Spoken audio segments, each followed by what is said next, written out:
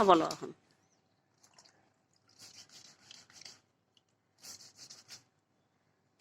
এখানে কতগুলা পান আছে?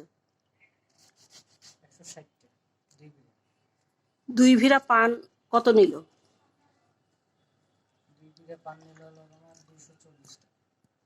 এই পানটা কয়দিন যাবে? আজকে যাবে, সকাল পর্যন্ত চলবে, আবার কালকে দিতে হবে। বেকারির কাছে যখন মাল নিবা তখন ওনাদের কাছে মালগুলা বুঝে শুনি নিবা। বলবা বলে যে ভাই আমার ব্যবসায় লস যাচ্ছে, আপনারা অনেক জিনিস দিচ্ছেন ঠিক আছে, কিন্তু জিনিসগুলোর ডেট লং ডেট দেখে দিবেন। আর ডেট পাচালা প্যাকেটের ভিতরে বহু মাল পাওয়া যায়, এই মালগুলা যেন না আসে। না, ওরা বলছে যে সব মালের বিস্কুট, বিশেষ করে বিস্কুটের ডেট থাকে 3 মাস, 7 আপ, পেপসি, কোক, এটা 3 মাস করে ডেট থাকে। এটা মাল যখন ডেট এক্সপায়ার হয়ে যায় তখন কোম্পানিরা নিতে বাধ্য থাকে। সেটা বলার কাম তো বলবে, কোম্পানির লোকের তো আর লস করতে চায় না, কিন্তু ঘটনা হচ্ছে জিনিসটা দেখার সময় টাটকা টাটকা জিনিসগুলো নিলে ক্ষতিটা কি?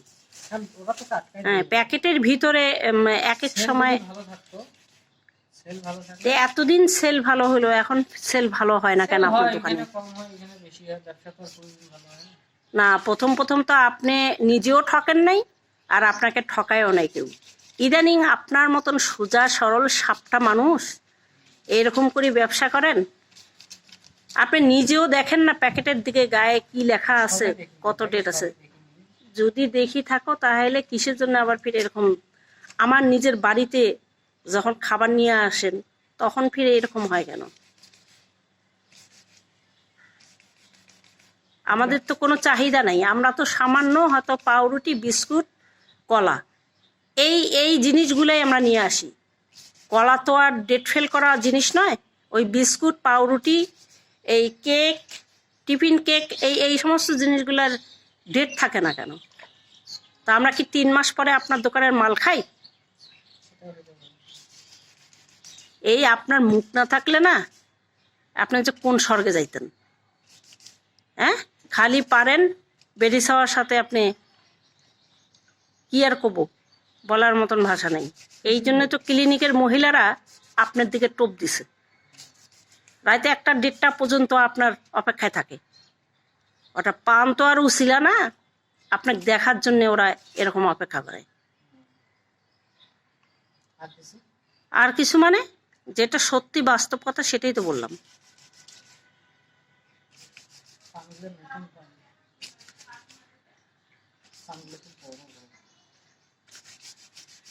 হোটেলে যে খাওয়া দাওয়া করতেন ওই মহিলাটা কই এখন, যেই মহিলাটার থেকে ভাত কিনি কিনি খাইতেন?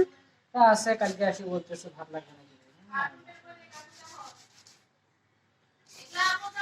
তো ওই মহিলাটার স্বামী ফির নাই, আপনি ফির ওদের বাড়িতে যান, ফির ভাত নিয়ে আসতে চান।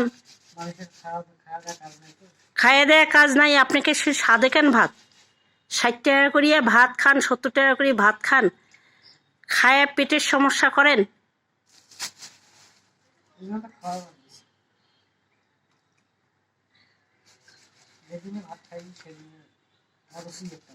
তো মহিলা তো দেখতেই অরুচি। মানুষ কালো হোক, মানুষের কাপড় চোপড় ফ্রেশ থাকতে হবে, মানুষের মন পরিষ্কার থাকতে হবে, নিজের আখলাখ চরিত্রটা সবসময়ের জন্য পরিষ্কার থাকতে হবে। এই সমস্ত মানুষ যারা মেসে বা মানুষের বাসায় ঠিকাদারি কাজ করে, তাদের কোনো নিশ্চয়তা আছে? তাদের কোনো ভালো মন্দ আছে? তারা না করে আল্লাহ ভয়, না করে বান্দাক ভয়, আর ওই সুযোগটা কাজে লাগায় টোকাইয়েরা, যার কারণে মহিলার সুবিধা পাওয়া গেছে। আপনার বেটি সওয়া যদি কোনোদিন আপনাকে এরকম কোনো পরিস্থিতির মধ্যে দেখে তবে আপনার কপাল ভালো যে আপনার বেটি সওয়াটা ভালো, না তো আপনার হাজামতি বার করলে হয়। আর যেখানে বেটি সওয়াটা চায় না যে স্বামীর কোনো বদনাম হোক। পাগলা যেগুলো স্বামী একটা আছে, চেষ্টা করে পরিচালনা করার জন্য, এই কারণে কপাল ভালো যে বাঁচে গেছে। উনি তো আর ওই রকম জড়তা মনের মানুষ না, ফ্রেশ মানুষ, ফ্রেশভাবে চলতে চায়, বাঁচতে চায়। এই জন্য 14 বার বাড়ি। কি কি কয়? 14 বার বাড়ি দেবে। ওমা, শাসন তো বউই করবে, অন্যায় দেখলে শাসন করবে না?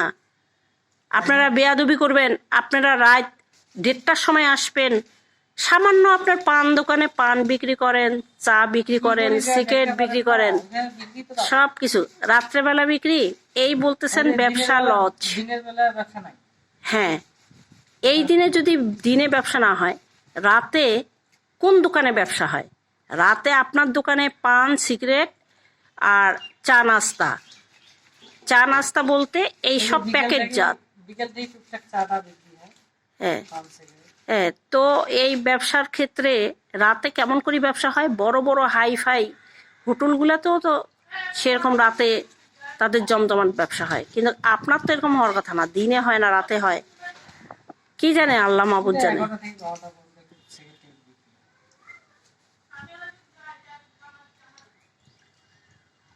রাতে 1টা 1:30টার সময় আসলে একটা পরিবারের মধ্যে কতক্ষণ মানুষের জাগনা থাকে? আপনারা তো জানতেছেন যে আমি আসতেছি। আমরা জানতেছি, কিন্তু আমরা তো শত্রুর মাঝে বসবাস করি না, ওইটা বললে তো হবে না। আমরা, আপনার বউ বাচ্চা সবাই শত্রুর মাঝে বসবাস করে।